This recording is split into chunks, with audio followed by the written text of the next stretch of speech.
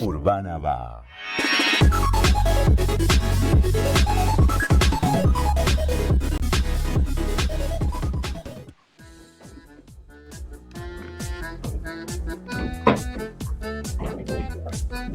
Perspectivas, el canal de noticias donde la actualidad cobra vida, con Leonel Paredes y Martín Picón. La complejidad de la política, las decisiones económicas y las dinámicas internacionales para entender cómo afectan a nuestras vidas cotidianas. También abriremos un espacio para el ocio, el entretenimiento y la cultura, para encontrar momentos de disfrute en el medio de la vorágine informativa.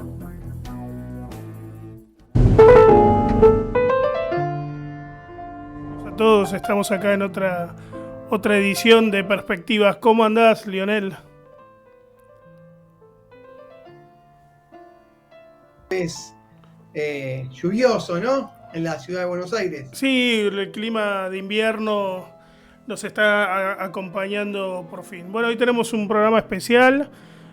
Vamos a tener un invitado dentro de un ratito que viene a presentarnos un libro, Álvaro Sicarelli, que tiene una gran historia como asesor político y como analista también político, especializado en relaciones internacionales, que está presentando su segundo libro. Pero bueno, mientras esperamos un ratito, Lionel, ¿qué te parece si hablamos de lo que se está comentando, de que va a ser el plan de uno de los candidatos a presidentes, que es Milei, y que habla de la dolarización?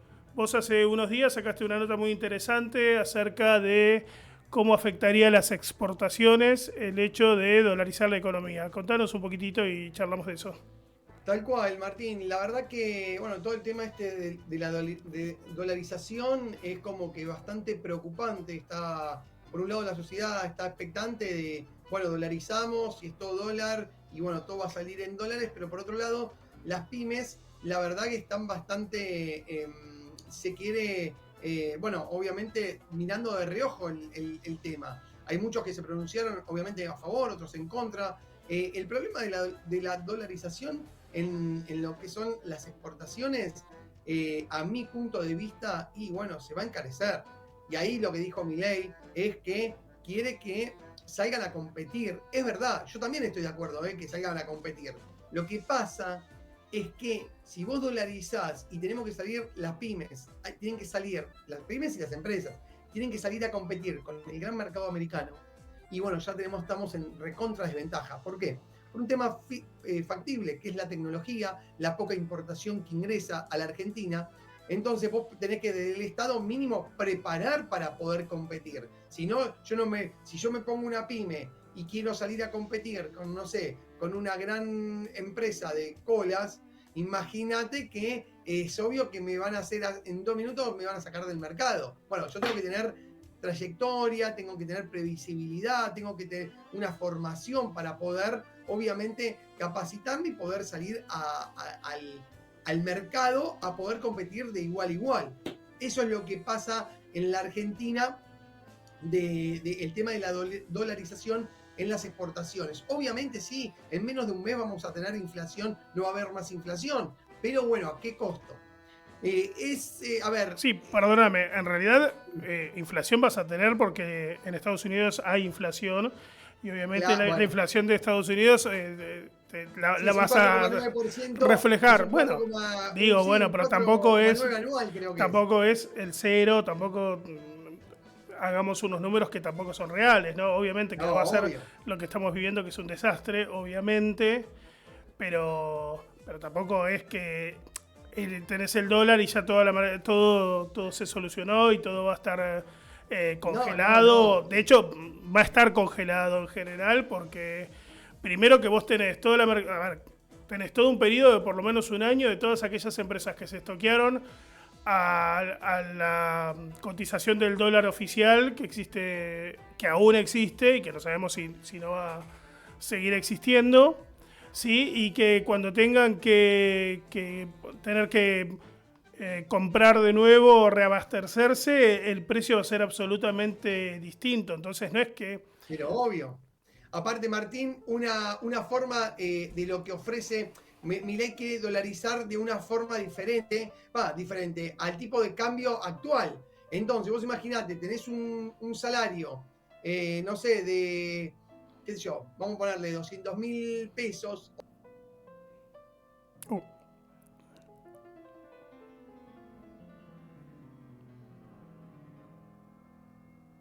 Y los productos, ¿en cuánto van a estar?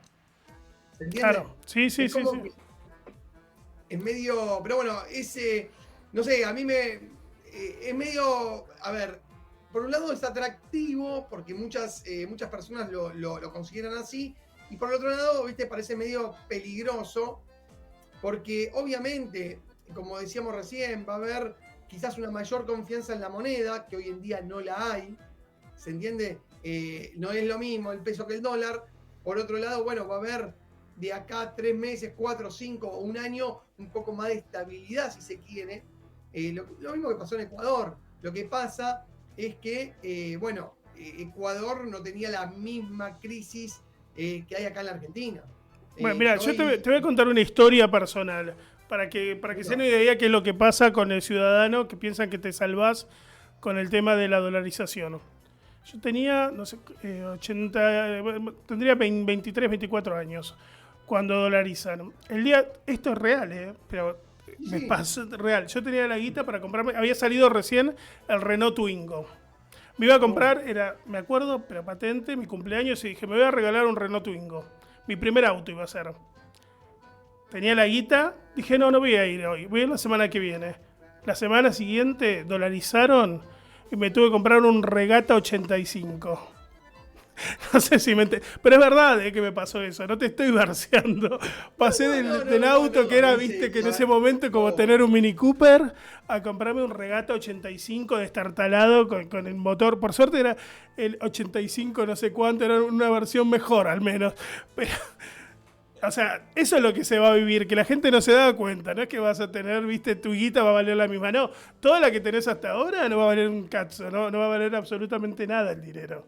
Tal cual. Y eso me acuerdo que llevó mínimo 2 años hasta que la rueda se pudo hacer. Pero también es cierto que lo que ayudó en ese momento es que la Argentina estaba muy atrasado en todo lo que fuera infraestructura, entonces al venderse muchísimas empresas públicas y generarse, en ese momento hubo un salto tecnológico muy grande en todo lo que fuera telefonía.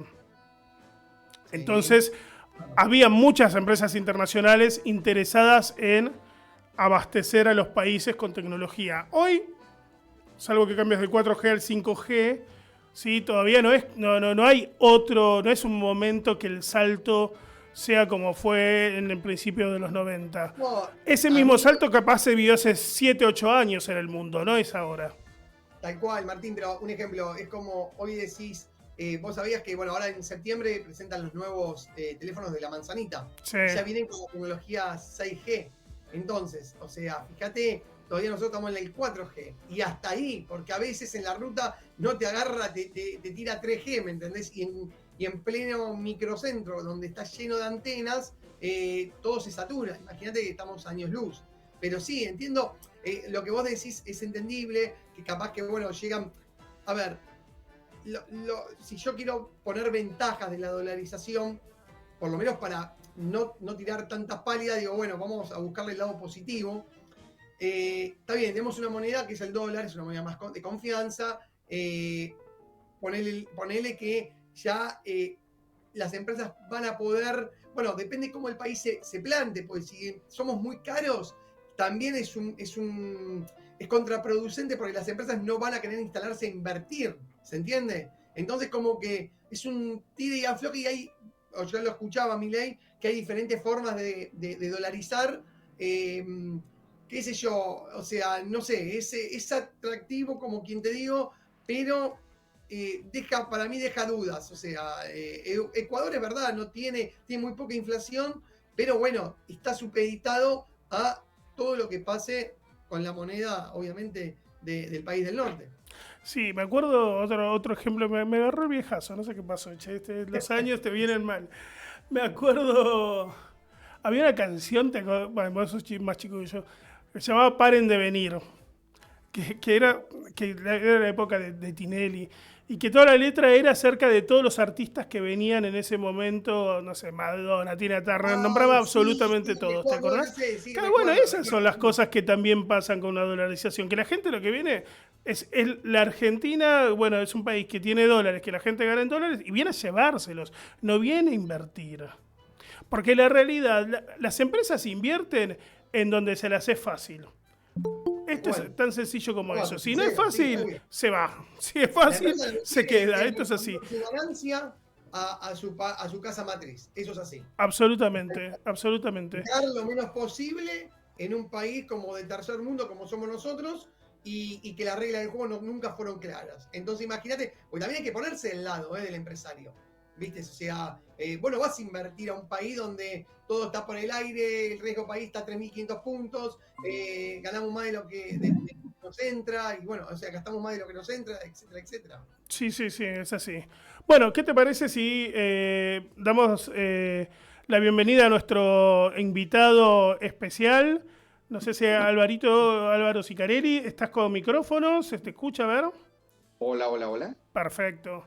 Bueno, vamos a presentar a una persona muy especial, muy allegada a nosotros, aparte, que es el señor Álvaro Sicarelli, es uno de los especialistas en temas políticos en el país, asesor de muchísimos políticos y aparte un experto en lo que sea relaciones internacionales, comercio exterior y diplomacia, que está presentando su segundo libro, ¿sí? Después del primero que fue Cómo derrotar al neoprogresismo, que tuvo varias ediciones.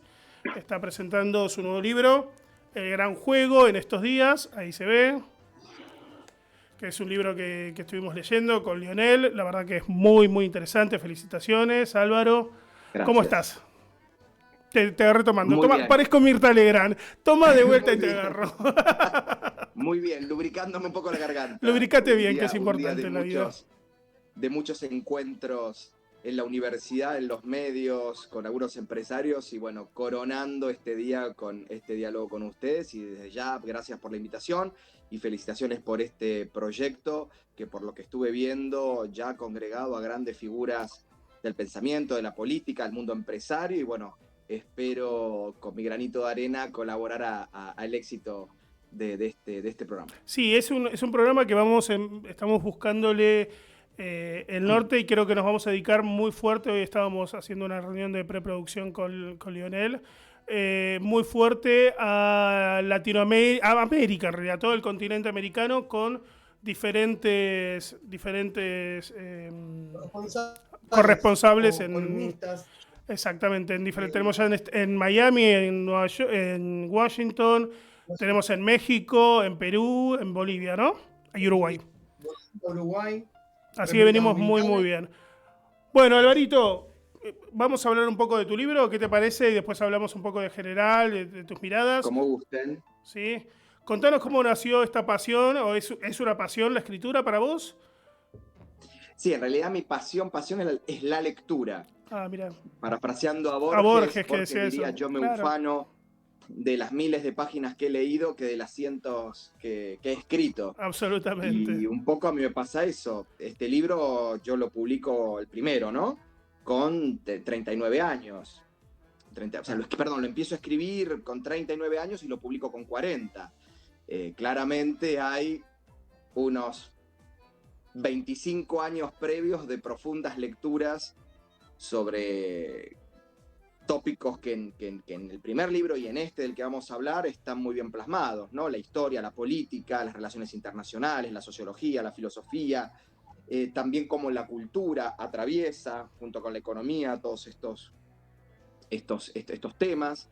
Y bueno, alguna vez, ¿no? Siempre hay una primera vez para todo y bueno, me decidí, tuve la invitación de la editorial Penguin Random House con su sello sudamericana para publicar este libro, un libro que intenta hacer en primera instancia una presentación en sociedad de Álvaro Sicarelli como escritor, donde me interesa más que la gente conozca mi prosa, mi forma de escribir, mi forma de transmitir a través de la palabra escrita lo que pienso, ¿no? Por supuesto, de forma subjetiva, es un ensayo, pero sin perder, y ahí sí tomo un poco de la tradición más académica, la tradición del paper, sin perder el uso de fuentes, el uso de citas, el uso de notas al pie, que le den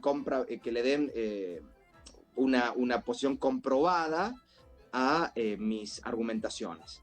Pero cualquier lector que tome cualquiera de los libros, el primero o este, o los dos, amén de estar de acuerdo o no con lo que planteo, espero que lo que se encuentre es un libro accesible, coloquial, con una dinámica y una frenética más parecida a la prosa, a la narrativa, que incluso hasta la del ensayo, y bueno, y que los disfruten. Y un poco también trato de reivindicar el legado formativo de mis dos grandes mentores, Juan José Sebrelli, al quien le dedico el primer libro, Cómo derrotar al neoprogresismo, y Carlos Escudé, en paz descanse, que es mi gran mentor en temas de política mundial, a quien dedico este libro que acabas de nombrar.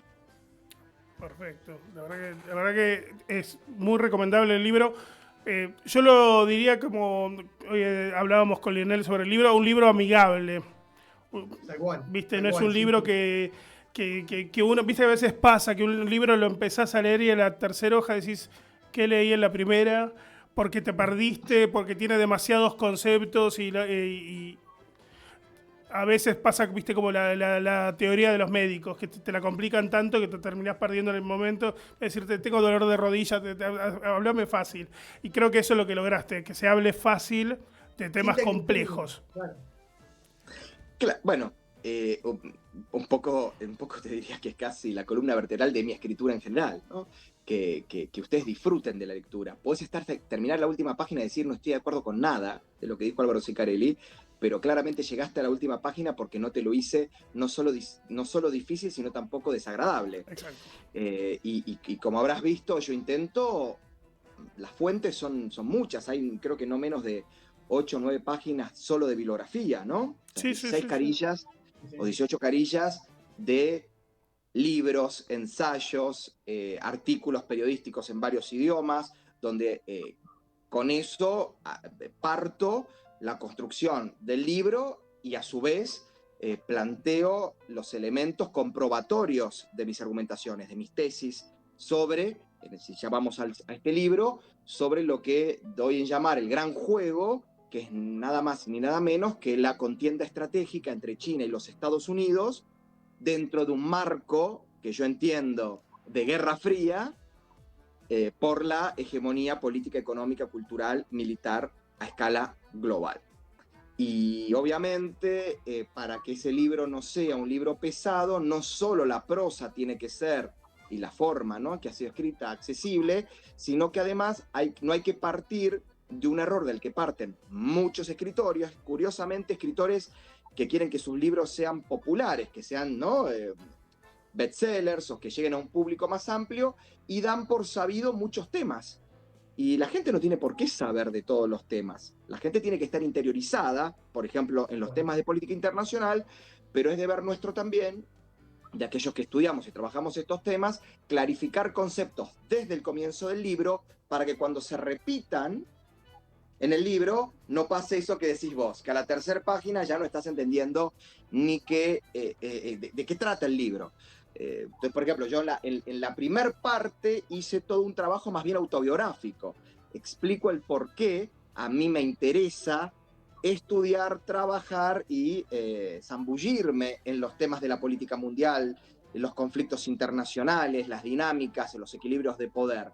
Y a diferencia de lo que parece que les pasa a muchos de mis colegas, que no sé, a los 12 años se pararon frente a una biblioteca, encontraron el tomo de la diplomacia de Henry Kissinger, lo agarraron, lo leyeron, lo entendieron, lo comprendieron y ya decidieron ser internacionalistas, porque vos les preguntás eso y te cuentan algo así. Yo me cuesta creer un poco eso. Yo en realidad empiezo a apasionarme por estos temas por lugares que son los que menos esperan. Fue a través de la literatura y la narrativa, fue a través de películas, de series, de ver programas políticos, programas de entrevistas. Ahí yo cuento, por ejemplo, lo fuerte y lo impactante que fue para un joven de, en ese momento, 13, 14 años, ver la famosísima película La Casa del Octubre Rojo, protagonizada por Sean Connery y Alec Baldwin, donde el jefe el capitán del submarino nuclear más poderoso de la flota estratégica nuclear soviética deserta no voy a hacer spoiler, pero deserta hacia Estados Unidos, pero los norteamericanos no saben eso y creen que en realidad el barco está yendo a atacarlos. Entonces, y mientras tanto los soviéticos lo empiezan a perseguir. Entonces desde Washington dicen, ven, el submarino, el Octubre Rojo, es el que hace es la puesta de, es el que encabeza el ataque, mientras atrás vienen el resto de la flota de submarinos y de barcos. Y en realidad los soviéticos lo estaban persiguiendo para agarrarlo, y los norteamericanos dicen, esto puede desencadenar una guerra, ¿no? Nuclear, porque era armamento nuclear. Y ahí aparece Alec Baldwin, que es un analista de la Agencia Central de Inteligencia, que empieza a darse cuenta que no es tan así, que no es un ataque directo un intento de agresión del Octubre Rojo, que en realidad los otros lo están buscando para hundirlo, y que en realidad él tenía que evitar que no hubiera un conflicto mayor. Bueno, yo dije, yo quiero ser Alec Baldwin. Claro. Yo quiero ser el que esté... sin matar a tiros a nadie en México, lo único que te pido. Sin que se te escape los tiros como a Baldwin, el otro hace poquito, en México. No, claro. Evitemos los tiros, lo único. Digamos, ¿no? Pero bueno, y después, no sé, leer ciencia ficción, ¿no? De libros que analizan qué hubiera pasado después de una contienda nuclear entre la Unión Soviética y los Estados Unidos, el mundo posapocalíptico. Entonces yo decía, ¿por qué si llega a esa contienda? ¿Por qué no se puede evitar esa situación? Y ahí también planteo la necesidad de comprender el poder, de comprender los equilibrios entre poderes. El poder me obsesiona como dinámica, porque todos, desde la micro hasta la macro, estamos atravesados por relaciones de poder, relaciones de jerarquía, donde uno con ciertos recursos y ciertas características se impone al otro, y el otro con otros recursos y características en otras instancias se impone a uno. Pero lo que se mantiene por una norma básica de convivencia es un equilibrio. Entonces, bueno, ahí también un poco explico cómo yo sentía las relaciones de poder en mi familia, en la escuela, en la universidad, y todo eso que estoy explicando es lo que le permite a la gente, a partir de ya la segunda parte en adelante, poder comprender esas dinámicas ya en el campo de la política internacional sin tener que recurrir demasiado a Google, por ejemplo. Y repito, con una prosa accesible.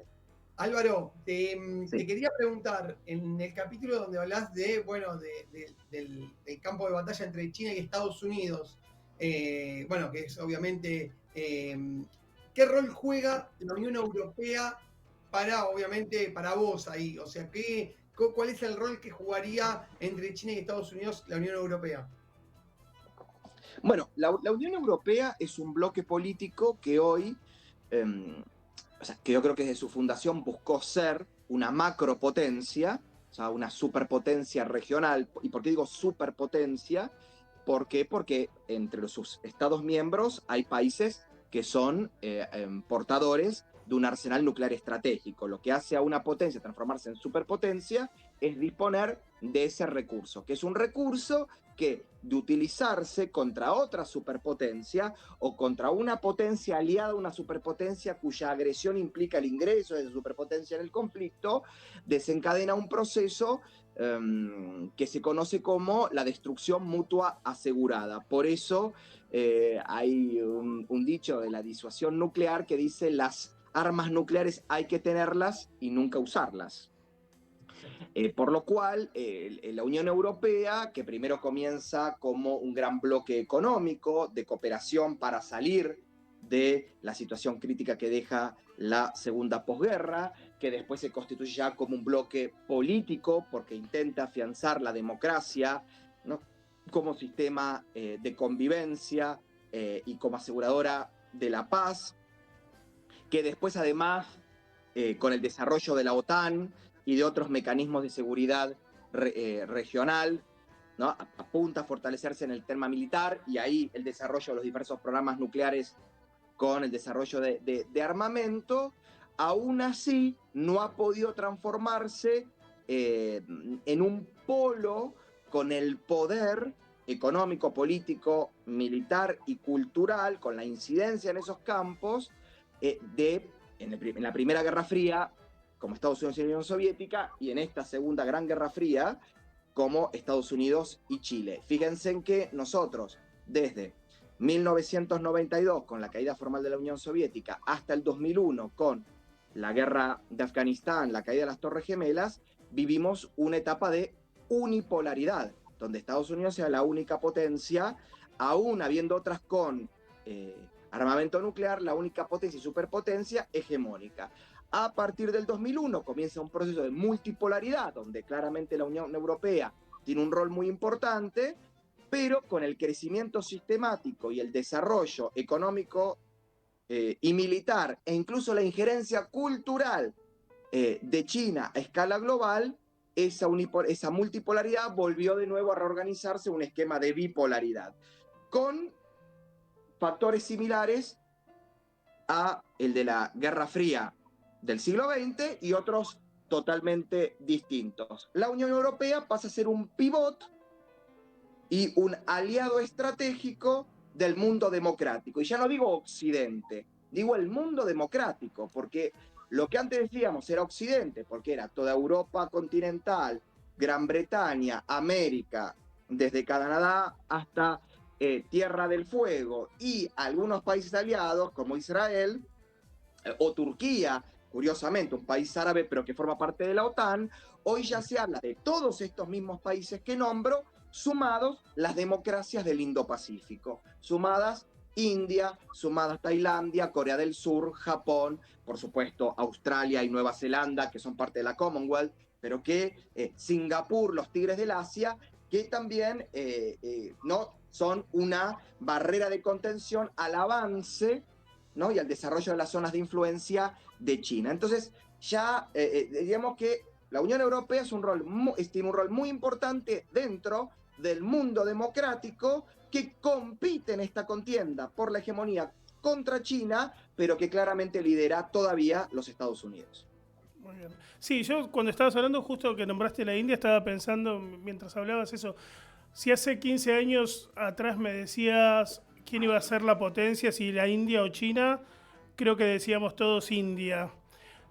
Algo sucedió en el camino que India no decidió o no la dejó, el resto de la región no la acompañó a que ocupe el lugar que hoy ocupa China. ¿Qué es lo que sucedió? Porque la realidad es que la potencia que tiene la India, si vos empezás a analizar el poder que tiene en tipo de exportación, tanto de automóviles, de insumos, primero es el número uno en el tema medicina, ¿no? Todos los insumos farmacológicos lo tomó ellos. ¿Qué es lo que le pasó a la India para vos? Si es que le pasó o no estaba destinada a ocupar el lugar de China.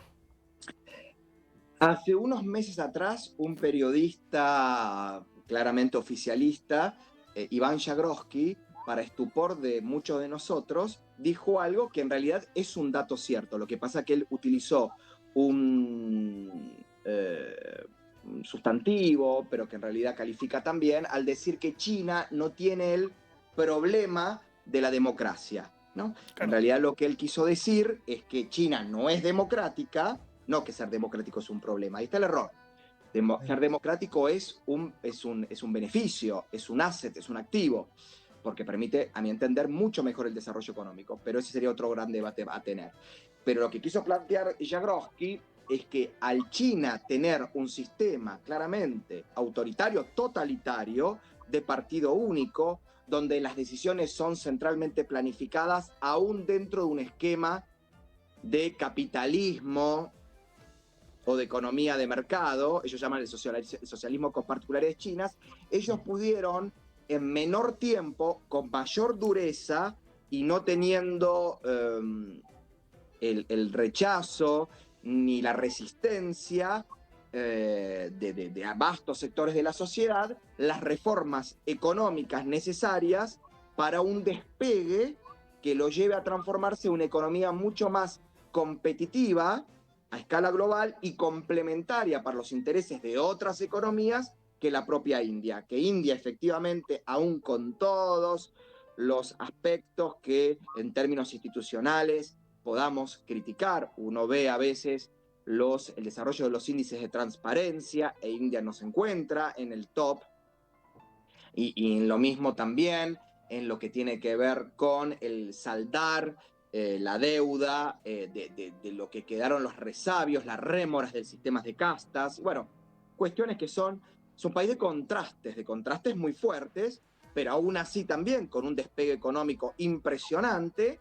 No ha podido justamente para desarrollar con mayor rapidez y profundidad esas reformas los acuerdos políticos institucionales necesarios, ni aún con gobiernos, tanto los del Congreso Nacional Indio como del Bharat Janata Party, que es el actual gobierno del primer ministro Narendra Modi, ambos con mayorías absolutas. Aún así sacar las leyes porque la resistencia por fuera de las instituciones podía llevar a la necesidad de un nivel de represión, ¿no? Y de virulencia que no se la permitieron ni no la desearon. En cambio, en China eso no sucede. Y esto que quede claro que bajo ningún punto de vista es una reivindicación por mi parte de la idea de que para poder aplicar reformas profundas, estructurales, duraderas y beneficiosas para la mayor cantidad, ¿no?, de sectores de la sociedad, o los vastos sectores de la sociedad, se necesita un sistema autoritario totalitario. Lejos de mí está, y en mi espíritu, ni en mi pensamiento, ni en mi acción. Álvaro, hablando un poco de China, también está bueno aclarar que el prólogo es de un ex embajador, ¿cómo se dice? Embajador, ex embajador, ¿no? Pues embajadores son siempre. Siempre son embajadores, sí. O ministros, ¿no? Sí, honoríficamente a quienes durante muchos años, aún no siendo parte del Servicio Exterior de la Nación, honoríficamente a títulos honorarios se les dice embajador, se los presenta como embajadores. Sí. Bueno, ahí el prólogo está escrito por Diego Guelar, que fue el último embajador argentino en China en la época, el embajador argentino en China en la época de Macri. O sea, sí. Y la verdad que es un muy buen prólogo el que hizo, cabe destacar eso también, además lo que sabe este embajador. Además es el único argentino que ejerciendo la jefatura de una representación diplomática argentina lo hizo tanto en Beijing como en Washington. Exactamente. Justo da la casualidad o la causalidad que él ha sido embajador en las dos superpotencias que yo analizo en el libro. Claro. Entonces me parecía muy oportuno ofrecérselo y él con una generosidad que creo que se excedió de generoso, desarrolló un muy descriptivo prólogo sobre el libro que claramente demuestra la enorme experiencia que le brindó los 4 años que estuvo como embajador en Washington, tanto con Menem, como el presidente Menem, con el presidente Dualde, y los 4 años con el presidente Mauricio Macri, a la par de que él fue embajador ante la Unión Europea y embajador en Brasil. Por lo cual, si uno lo piensa, ha sido embajador en los 4 destinos que para la política y la economía argentina son muy importantes. Ha sido embajador en nuestro principal inversor, Estados Unidos, embajador en nuestro principal comprador y embajador en nuestro principal socio económico integral como partes del Mercosur, y con la Unión Europea, él durante la gestión como embajador en la Unión Europea fue el iniciador de un proceso que hoy, ¿no?, confluye en los acuerdos firmados por el canciller Faury con la Unión Europea, el famoso acuerdo Unión Europea-Mercosur. Álvaro, y a ver, viste todo lo que pasó en las semanas con el tema, de estas elecciones que dio el gran batacazo Javier Milei, y todo lo que conlleva a las relaciones internacionales que él tiene y su mirada. Yo muchas veces me tocó entrevistarlo y él siempre dice que él no va a comercializar o no va a hacer ningún acuerdo de libre comercio con países comunistas, mafiosos, etcétera, etcétera, obviamente apuntando a China. ¿Vos creés que, esto te lo pregunto, obviamente no tiene nada que ver con el libro, pero sí, como sos un experto en relaciones internacionales y en la política también, me gustaría saber tu opinión, qué mirada le das si llegaría Milei a ser presidente? ¿Pensás que es mucha cháchara y después, cuando realmente tome el mando, va a tener que negociar algo con China? ¿Va a hacer algo o no? ¿Cómo lo mirás vos? ¿O realmente pensás que puede ser un problema? Sí, amén de que conozco estos temas, fui 1 año y medio su asesor en política exterior. Yo hace 1 año y medio fui asesor de política exterior del diputado Milei. Pero quería que lo digas, o sea, está bueno que lo aclares. Yo, a ver, contestando tu pregunta, en primer lugar, yo no voy a hacer un análisis de las declaraciones públicas de un candidato presidencial. ¿Por qué? Porque no dejan de ser declaraciones públicas que, como sabemos muy bien, campaña, se ven afectadas por una dinámica y una coyuntura electoral que encima en Argentina nunca son, digamos, lineales, son muy, casi te diría hasta violentas, de todos los bandos. Por otro lado, él, a la par de haber dicho eso, siempre dijo que él nunca va a entorpecer la relación entre privados. Exacto. Entre el sector privado chino y el sector privado argentino. Él dijo lo que no va...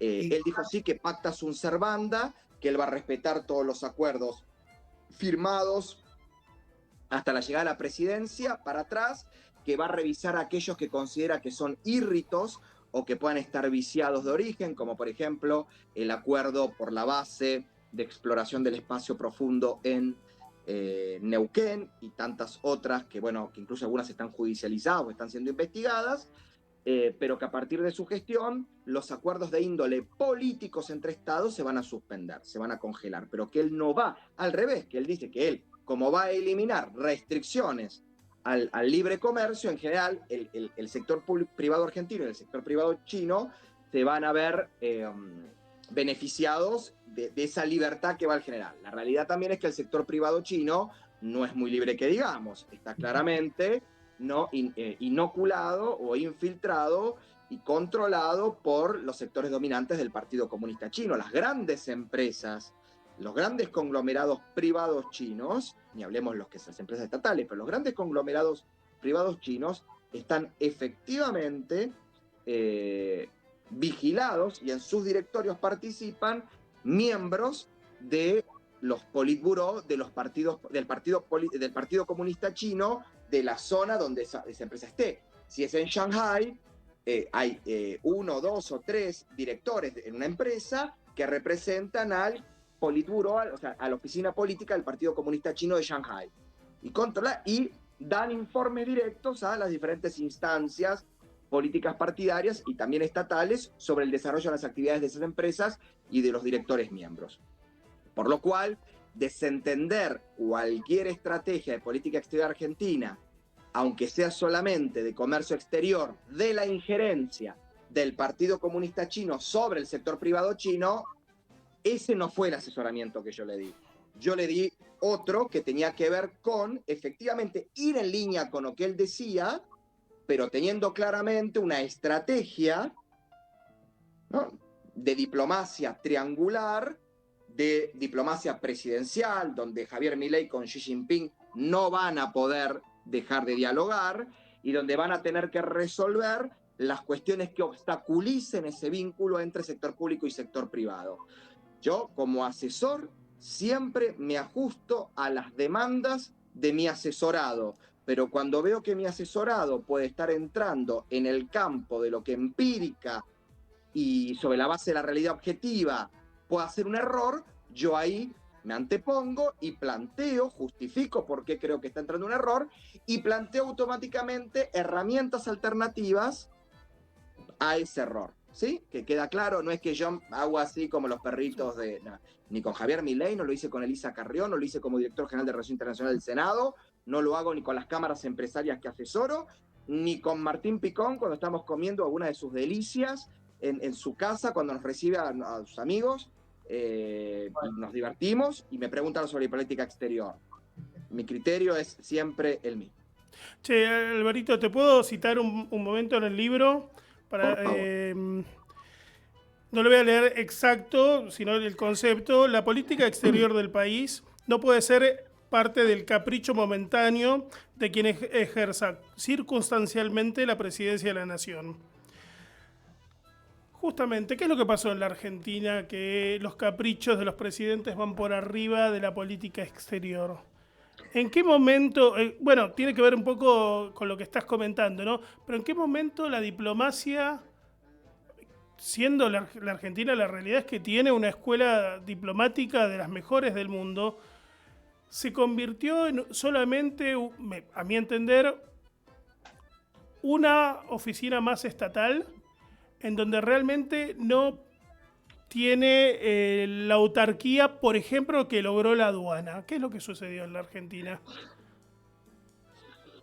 Desgraciadamente, y salvando alguna que otra excepción, la política exterior argentina se ha transformado, y en particular la han transformado en lo que no debe ser una política exterior, que es un instrumento al servicio de los intereses puramente electorales de un gobierno de turno. Quiero decir, hacen una política exterior que les sirva más para el discurso interno de cara a la consolidación de la gobernabilidad y después de ganar las subsiguientes elecciones.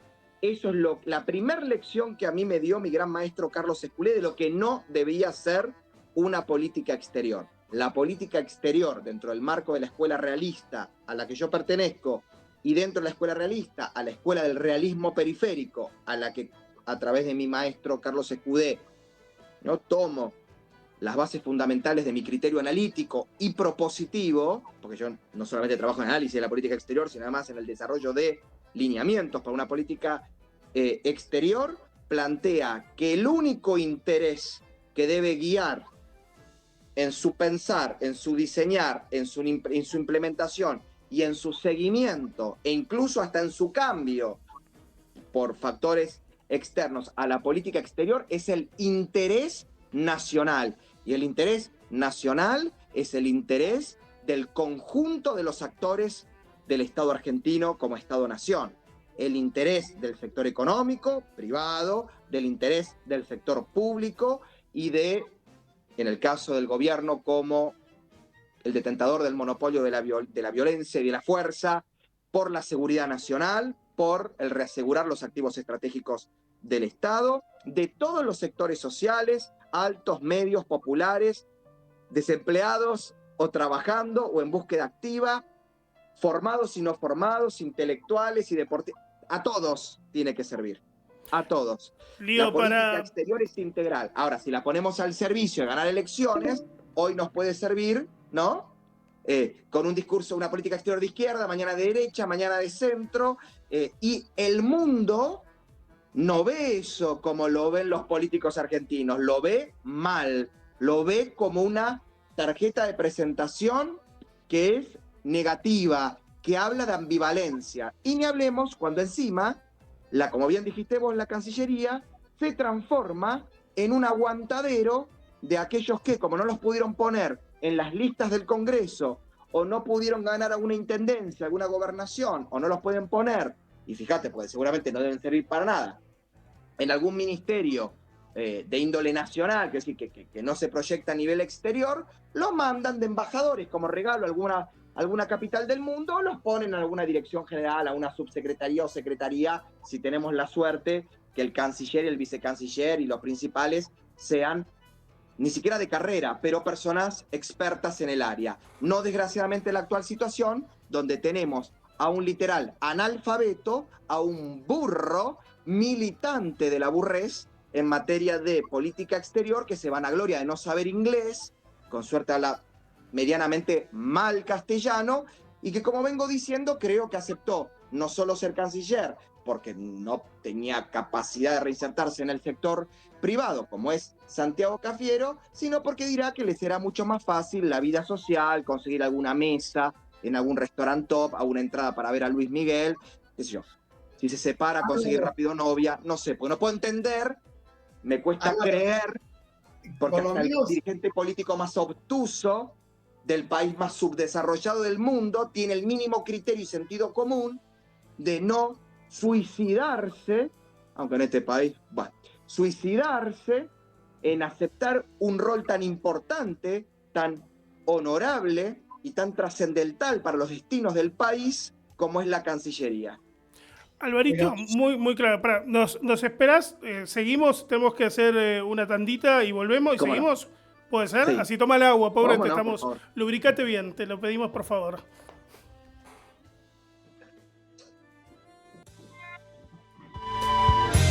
Sensaciones urbanas. www.urbanaba.com.ar. Dejate llevar.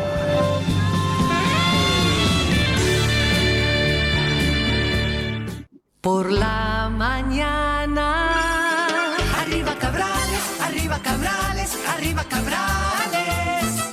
Y por la tarde, arriba Cabrales, arriba Cabrales.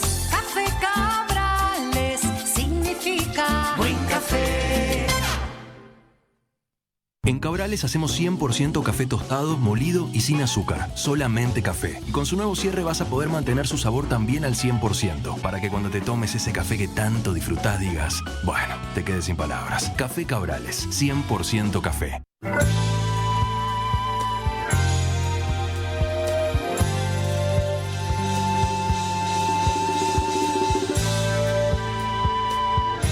Sensaciones urbanas. www.urbanaba.com.ar. Dejate llevar.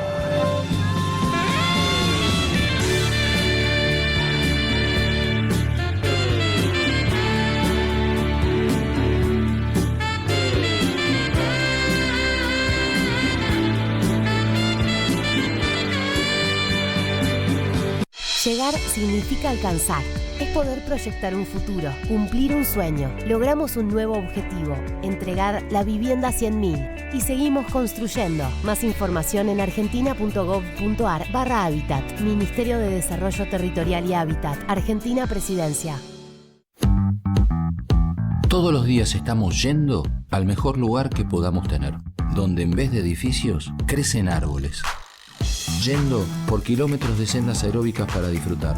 Yendo al río, yendo al puerto, a los parques. Estamos yendo a un mundo cada vez más sustentable. Estamos yendo a donde tenemos que ir. Construyendo San Isidro. Tigre es seguridad, porque seguimos incorporando móviles para el COT, llegamos a las 2.500 cámaras de seguridad y mejoramos nuestro centro de monitoreo. También construimos postas policiales en distintos puntos e incorporamos más de 85 tótems de seguridad inteligentes. Todo esto no es mera propaganda, es gestión, es dedicación. Son políticas públicas pensadas en función de nuestro pueblo. Tigre es mi vida. Urbana va. Salí con lo opuesto. Estamos de regreso con nuestro invitado especial, el señor Álvaro Sicarelli. Repetimos que está presentando su último libro, El Gran Juego, en estos días. Así que felicitaciones, es un gran libro, lo recomendamos nuevamente para que lo lean. Elío, te dejo, no sé si quieres preguntarle algo, hablar. O sea, Álvaro, te quería preguntar, esto se lo venimos preguntando a todos los políticos, pero bueno, políticos, no políticos, creo que en este caso va muy bien la pregunta. ¿Qué tuviste que dejar de lado, o sea, para poder, obviamente, estar donde hoy estás, todos los cargos que ocupaste en tu vida, obviamente, personal? Bueno, en realidad, yo tengo una vida laboral de 22 años, hace 23 años que trabajo activamente, de los cuales solo 8 años trabajé en el sector público, y ni siquiera de forma continua. El resto trabajé en el sector privado, desde cadete hasta jefes de áreas, asesores de presidencias de empresa, en un banco. Lo que te podría decir, si circunscribimos a cuando ejercí... No, en lo personal, no, la idea es... Claro, vos, persona, ¿qué dejaste de lado para llegar a ser el Álvaro Sicarelli que sos hoy? No, es que justamente no dejo... si dejara de lado hubiera llegado a más cosas. Lo que pasa es que como yo no renuncio a mi pensamiento crítico, no renuncio a mi carácter de contestar frente a lo que considero que es errado, y tengo la capacidad de poder argumentar y demostrar que es errado, porque solamente el otro quiere escuchar lo que quiere escuchar, no me interesa. Yo no me permito ser destratado, maltratado. Yo puedo ser enfrentado y que se me haga constatar que estoy equivocado, hasta con la dureza más rígida, mientras sea entre un marco de respeto y donde lo que se busca siempre sea algo positivo en lo individual y en lo colectivo.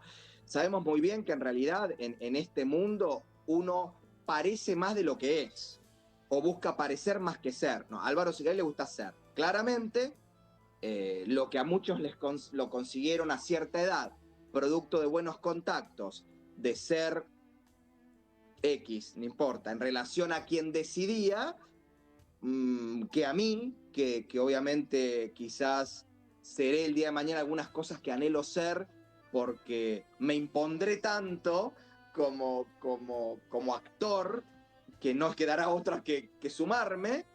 Y bueno, me frustra a veces, me frustra, me angustia a veces, me angustia, pero todavía sigo apoyando la cabeza sobre la almohada y sé que para bien, para mal, acertado o equivocado, soy Álvaro Sicarelli, con mi individualidad, con mi crecimiento personal, con mis efectos y con mis virtudes, pero no soy lo que otro quiere que sea en pos de que yo pueda lograr algo.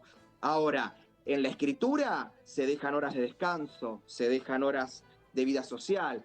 En el asesoramiento, tanto en el sector privado como en el público, en el político, por supuesto se deja lo mismo. Espacios que uno podría dejar para el ocio, para el encuentro familiar, para el vínculo con los amigos. Martín lo sabrá muy bien, porque mutuamente nos pasa que nos queremos ver y cada uno, él en la actividad privada, yo hasta hace un año en la actividad pública y ya todo este año también en la actividad privada, los horarios cada vez son más chicos y los tiempos más perentorios. Entonces, bueno, es eso. Y a veces uno está de mal humor y se lo hace llegar a quien no tiene por qué bancárselo.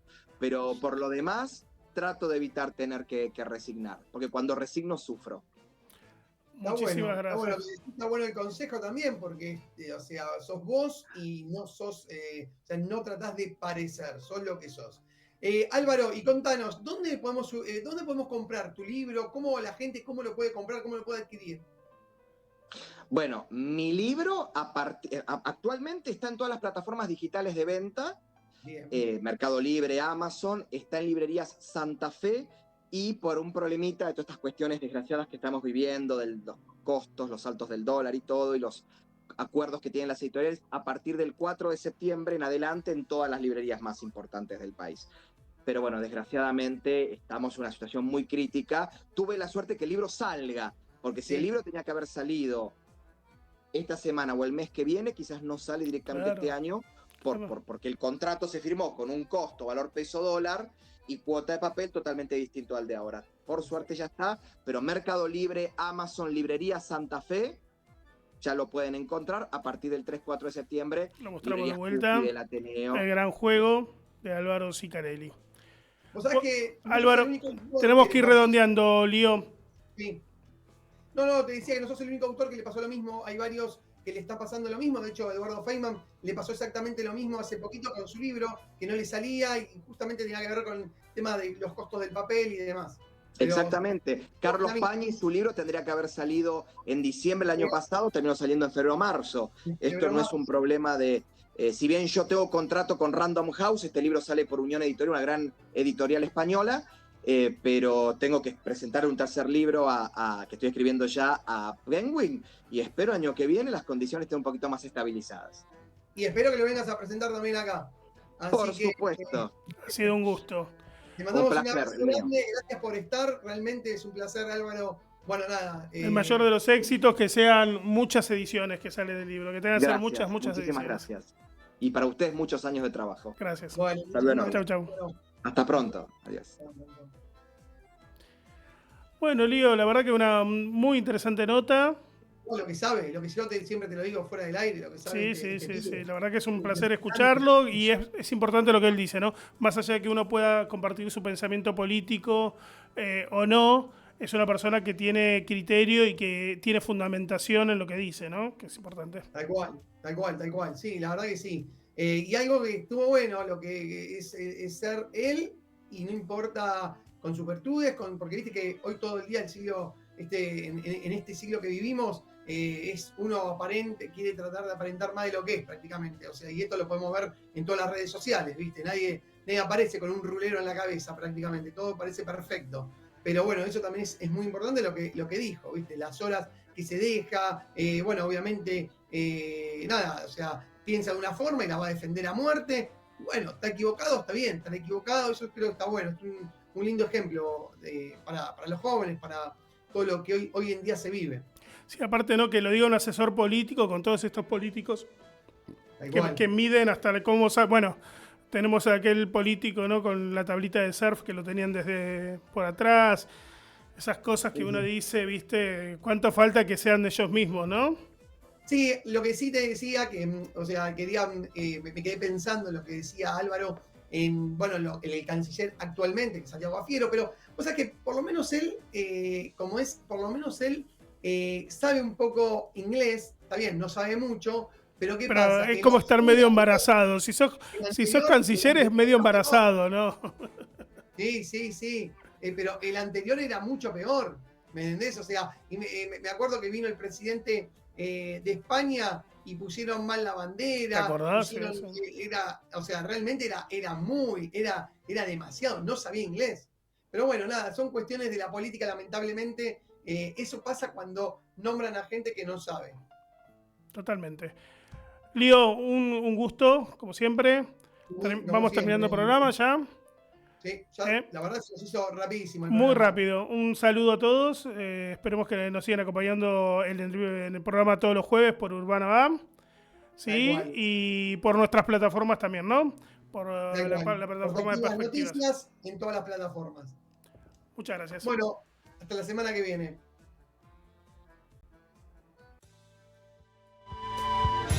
Sensaciones urbanas. www.urbanava.com.ar. Dejate llevar.